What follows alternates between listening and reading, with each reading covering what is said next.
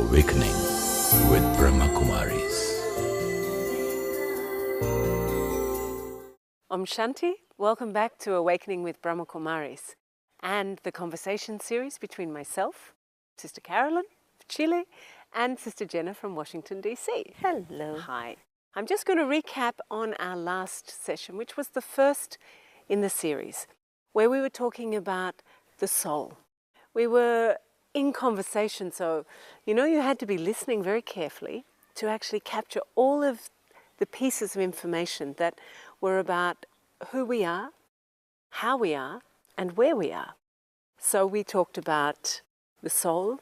Who I am is not my body. I am this being of light that is situated here in the center of the forehead, being able to access and work with the brain that uses this human amazingness called the body. And we talked about the original qualities of the soul, which are, Jenna? Love, peace, truth, joy, happiness, which to me defines the worthiness. Uh-huh. And then there's another part of us, which I call algae. Ah, yes. Which is the body conscious side of the soul, which is anger, lust, greed, attachment, and ego. And why we have negative or waste thoughts, or why we respond to situations and circumstances not lovingly, is because of this algae, this body consciousness. Yeah, so that was it. We looked at soul consciousness or soul awareness, that I'm in the awareness of my original self. And when I'm in that awareness and I practice resting in that, I act from that and I feel good about myself in the context of having the aim to be a good person. But when I forget that that's who I am, when I distance myself through a whole range of things, busyness, desire, relationships, activity, expectations, all kinds of things, then algae emerges as a natural consequence. Or it has to happen. So there's no point in getting all judgmental about it, oh, I'm bad. No, it had to happen, but now is the time for reclaiming the true order of things, which is who I really am, the beauty of the soul. So that's the platform on which we're building this conversation. And this conversation, we're going to go a little deeper into understanding the faculties of the soul, how we function and how we get lost from ourselves and how we can recover ourselves. In our last session together, if you recall, we were talking about the original worth of the soul: loving, peaceful, pure, powerful, kind, giving, happy. Don't you already feel good? Yeah. Yeah. That you wish you could be that constantly, right? Yeah, So right. what happens is that sometimes we're not constantly that person, because the algae, the anger, the lust, the greed, the attachment, comes into the awareness of the soul and makes the soul forget what it is. Now, it's not enough for me to walk around just considering myself to be a peaceful soul. I'm a loving soul. I'm a happy soul. The sister said so on the program. I know I'm peaceful, but I'm about to turn the neck of my husband or my wife or my in-laws really getting on my last nerve. And yet I know deep down inside they are right. I really am a good and a kind-hearted, good person, but I can't be with this person. Mm-hmm. So we need to understand the mechanisms that are connected to why we are not able to express goodness, to express love when someone is not very kind to us. So the knowledge of the first lesson, that I am a soul, needs to be supported with the fact that there is, the soul has three components to it inside. Yeah. You've got this thing that's called sanskaras. It's like it's also the memory track, isn't it? It's the memory It's the track. impression of everything the soul has ever done in every lifetime. It's the impression of everything the soul has done in every lifetimes, in many lifetimes. So it's unconscious, most of it. 99% is unconscious. Someone asked me the other day, what if I don't believe in many lives? I said, okay, believe in one. It's still It unconscious. still is inside of you. And so every thought, word, action has left a feeling or an emotion or something in you. And that gets lodged in the sanskar. So now I want you to kind of visualize like a happy face, a little smiling face. eyes, ears, nose, and at the top of the eyes, put a little point of light, like a star. The soul. Mm. Who you are. And then draw 3 lines. Mm-hmm. On one side is sanskaras. Mm-hmm. You write sanskaras. And underneath that, it's your life experiences, impressions, memory track, sum total of everything that you've experienced. Sanskars. It's in your sanskar. When you leave the body, your mind and awareness and things that you've done, it won't go with you, but the sanskars will travel with you. It's like this concentrated orange juice. I don't know if they have that in India, but it's concentrated and you're not quite sure of what's inside of it. But there are 2 energies functioning. One that is soul conscious, which is your true original eternal self, and one that has the body consciousness, algae, anger, lust, greed, attachment, and ego. Now let me tell you what happens in the mind, why we sometimes struggle with meditation, or why we sometimes struggle with presenting ourselves our best. What's happening is that there's a vibration. We don't know where it comes from, but it gets triggered by things that happen to us in our lives. But there's a vibration between the soul consciousness and the body consciousness. It sends an image to the mind. Yeah. Can I give an example? Sure. You know, when I was, 1991, my husband died, yeah? And I remember I was in 1993, I think it was, I was in London. And I walked in Covent Garden through the Body Shop, which is a very well-known chain of stores there. And I walked past one area of creams and I smelt this almond moisturizing cream, and the smell came in and it's so strong and potent, and it immediately threw into my mind the image of being with my husband just before he died, massaging his feet with this cream. Wow. And it was so clear. And it brought back all the emotion, it brought back his face, the image, the time, the atmosphere. I could hear even the noises in our bedroom where I was doing that. Is that Amazing. And that's what you're meaning, isn't it? Yeah, you can, you see, what happens is that there are 2 components to that point is, in the sanskaras, memories of the past emerge in the mind because of an external trigger, or sometimes just sitting in solitude it comes up. The way that I look at the mind, and I want you to write now on the next side of your diagram, mind. You've got sanskars over here, you've got mind here. Underneath the mind, write thoughts. There is a research done about 20 years ago that over 30,000 thoughts swim in the mind of an average person in America. Today it's 60,000. It's got to be at least that. Yeah. And you know what? 95% of those thoughts are either wasteful or negative. And the statistic that I know is that exactly 95% of the same thoughts I had yesterday. Yeah, we keep repeating the same thoughts. Yeah. So look at what's happening to us, why we can't sit comfortably in ourselves or sit in meditation comfortably, is that the impressions from the past in the sanskaras are coming on the screen of the mind. And they're coming in the form of thoughts. Those thoughts are giving us feelings. Feelings are sometimes very much tied up into emotions at times, and sometimes when emotions are not fulfilled, they become like desires. And when your desires are not fulfilled, you can get crazed. It's so very algae. interesting what's happening in the mind. Imagine your mind like a TV station. Click. You have to watch that same TV station with commercials, movies, television shows, and this and that, news. There's a lot of different things going on in your mind, a variety of different feelings and emotions, and they just stay there. Because what's happening from the sanskaras, which is inside of the soul, the good and the bad experiences that I've had reveals itself in the mind. And the mind is your feeling component in many ways in the soul. So sometimes you can't trust what you're feeling is right if also the feelings are based on body consciousness. If I feel angry, then I want to let it out. You might want to clarify. I'm just thinking that's new kind of thinking that the mind is where you feel, because normally people would say the mind is where you think Yes. and the heart is where you feel. There's a nice thing that in the Brahma Kumaris, there's a mantra that we have called Man Mana Bhav.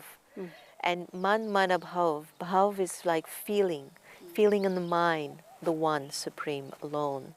So it's like your mind is feeling this one connection to God. But who established the connection? We'll talk about that in the third component of the soul. Okay. So remember, the mind is like this television screen, and it's got a lot of things going on, and you're just sitting there like a couch potato watching everything going on in the mind, and you want to change the channel, but it pulls you. You know, you want to change a channel, but it's pulling you into that world that you're very familiar with. But there are times that you might be distracted by something very positive or something very true. That component is called the intellect.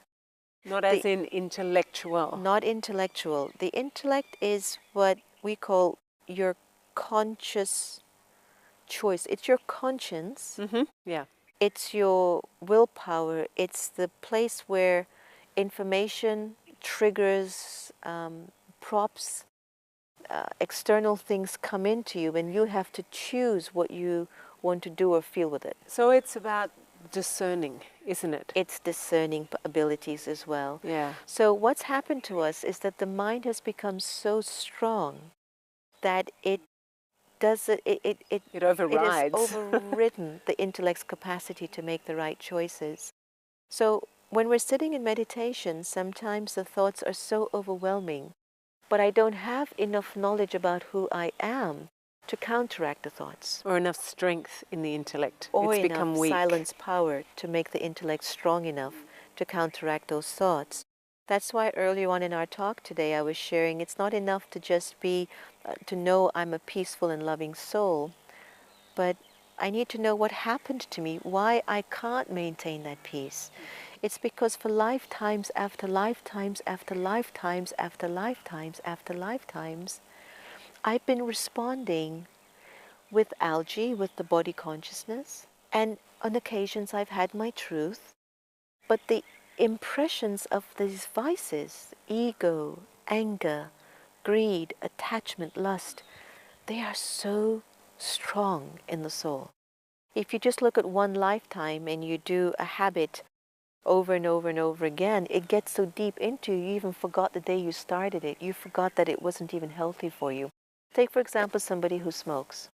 You weren't born with a cigarette in your mouth. Yeah, right. So obviously smoking is not good for you. But when you picked it up, whether it was you saw a commercial or your parents smoked, or you were Your at a peer social group. or you were at a social gathering and someone said, "Oh, give it a try." You tried it once, you tried it twice, you tried it 4 times, you tried it 10 times.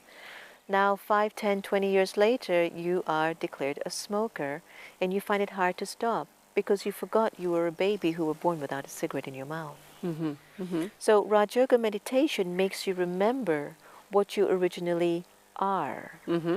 And that knowledge comes inside of the intellect, which is your conscience. And when your conscience begins to get enough triggers, and why the centers are so important to go to, is that many of the centers have this fragrance and have this atmosphere of your original self. So when you walk into the centers, you feel this Like lights person, up. you feel peace, you feel loved, you feel cared for, you feel like you can do it. You feel like you can do it when you go to the center. So the center becomes a trigger to do what? To remind you. The center becomes a trigger to remind you of what you are. So the knowledge that's offered in Raj Yoga are basically triggers that remind you of what you are and helps you to bring yourself back up. So you don't have to learn something new, you just have to learn to remember. You just have to remember. Yeah. What's happened is that we have completely forgotten our true sense of worth. And again, I keep emphasizing this, no one is to blame. It was meant to happen like you sitting here listening to today's show is meant to happen. Perhaps you could be anywhere else around the world at this moment. But why at this time are you sitting listening to this show? Yeah, you sat down, you switched it on. So there's a reason why. And another part of it is why perhaps is the soul attracted to listening to this knowledge about the soul? It's because of the soul conscious qualities in the soul that it's being attracted to that. So And it's it's this law pulling of that. attraction. You know, people talk about this law I've of heard attraction. about that, yeah. And it's like, you know, like attracts like. So if there's a vibration or an impulse in you that is about peace, that is about beauty, you know, the true beauty of it, if that impulse is inside of you, you're going to attract to you this kind of thing that goes, oh, that matches. Yeah. And you're yeah. going to find ways to remember more about that. I think that's why the knowledge of Raj Yoga is so practical, because it hits the core. It hits the core of the soul's sense of worth and existence. It's not delusional. It's not fake. It's real. At the end of it all, you're going to have to do the homework on yourself if you want to be happy. But you don't have to create something extra. You just have to be. You know, I heard this saying once, or I read it somewhere, but you know, it's like what I love, the difference between personal development and spiritual evolution is that in personal development I have to become something more. But in a spiritual path, which is what Raj Yoga is all about, is that I just have to remember that who I am is more than enough. I don't have to become more. I just need to remember who I am and sit in that, rest in that. And that's not only more than enough, it's delicious to be able to just rest. It's so you know? true. Really. It's true. I think that we have reached a point that the soul is feeling tired, Yeah. and the soul feels at times helpless. Tried so hard for so long. It feels a sense of helplessness, and that's why it needs knowledge from above, which only the Supreme Soul can offer, the soul knowledge of itself. Because God is also a soul, He's not human. And this is where it takes us into why the knowledge of the soul is so important, is that when you realize that all these sanskaras are just from your past, and that yes, these images and emotions and feelings are going to come on the screen of the mind, okay, yes. But I have now the conscious choice to choose if I want to act, think, or speak from soul consciousness, or if I want to act, think, or speak from body consciousness, algae, anger, lust, greed, attachment, or ego. Just want to add something there, if I may, because having the conscious choice is one thing. Once I'm aware, that gives me, you know, an enormous amount of options. But if I haven't used that capacity over a long time, then I need to do work to strengthen that. And I know that's where we're going as we start to explore the relationship between the soul and the Supreme Soul. But as we're starting to lead into God, into the Supreme Soul, the Source, Allah, Jehovah, whatever anyone wants to name, you know, one of the things that we talk about is it's Shiva, you know, the beautiful name, because it has these three meanings of the point, the source, and the benefactor. Really nourishing for the soul to know the Supreme Soul is a benefactor and a source. And also is gender-free, right? And constant. Constant. It's incredible that we've got this God that is constantly available. And in order to tap into that, you need to be quiet. You can't experience God where there's a lot of noise and chaos. Inside you. Inside. And even if I did my worshiping of God with a lot of noise and chaos on the outside too. You see, coming from America, it's very intriguing to look at the two worlds that I live in. You know, I'm half African, half Indian.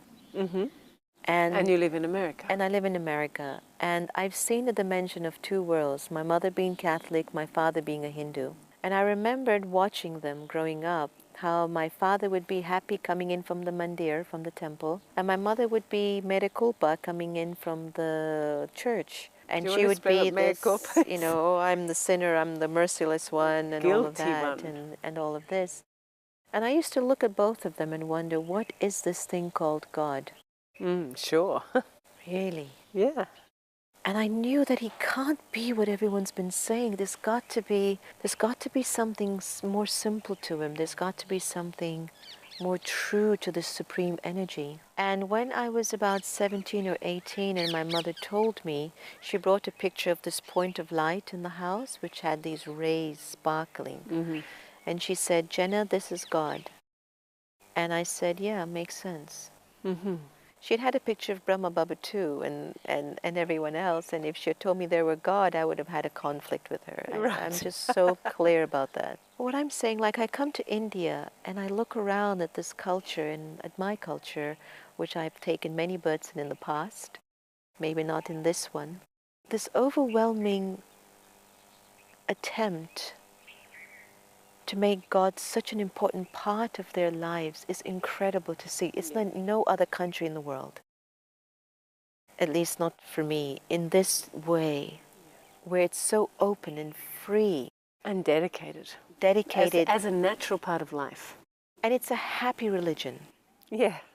And so when I come here and I look at Bharatvasis, I look at how fortunate they are to have had this heritage for such a long time. And to see how, no matter how old Bharat has become, it has been sustained to some extent. And I feel what makes the culture of this, of the people of Bharat so powerful is that when I saw how drama created the Brahma Kumaris to be teaching this Raj Yoga. What means drama? Explain that we'll talk about drama later. Okay. We're in drama at the moment. Drama means destiny in a way, right? Drama is the unfolding of destiny. It's accurate. That's what drama is. It's accurate. But it means drama is now. Drama is this movie. But anyway, going back to the fact that in India in particular, Bharatvasis have a chance to just transform that frequency of God from all the many physical concepts to God just being the supreme soul for them. It's incredible that in the West we understand that concept immediately. Yeah, and relief about that. It's like once I remembered, you are a soul. The soul has come from the supreme abode where it sat with God, the supreme soul. It has taken many births and it has increased in experiences that are not so good and some that are good. But now is the time to remember the Supreme Soul so all the not so good experiences can be absolved and you can have a Jivan Mukt life. You can live. This connection to the Supreme, when I heard that God was the Supreme Soul, living in the Supreme Abode in Param Dham, and now I can sit in meditation and connect to that Supreme Soul, that was it. Yeah. It was clear. Yeah, I remember my husband coming back from the meditation session on God, and I wasn't able to go with him, and he said, oh, you're going to love this. God is non-interventionist. You know, it's an intelligent God for a change, because he'd studied so many different religions trying to find a God that made sense. And when we went, okay, this divine, amazing source of all things beautiful and good, but doesn't interfere in our lives, our karma, our story, our movie, our drama. And yet there is a point in time where that soul comes into our world, which is remembered in every religion, that God comes in different forms, be it Krishna, it's not really God, but, you know, or Christ, or there's a memory that God comes to liberate us. And how? By reminding us who we are. Absolutely. And saying, this is who I am. Soul and soul. Absolutely. We're one, connected to each other. Absolutely. I think that we should talk a little bit more about this in the next show because Yeah, we're just starting to it open is it. so. We should talk about this in the next show because it is so important to establish the soul, to link to God right now so that we can get rid of all that algae and begin to really live like model citizens and to bring the world back into order. Okay, It's why don't really we heart to just heart. Yeah. wrap up with Yeah. A minute of silence. a minute of silence, Yeah. you know, and just invite everyone to really sit in silence. We're not going to speak any words. Just see if you can listen to the sound of your own beauty and tune in to the highest frequency that you can, which is pure divinity, the source. Just play with that as a concept, your own beauty and the highest frequency of divinity.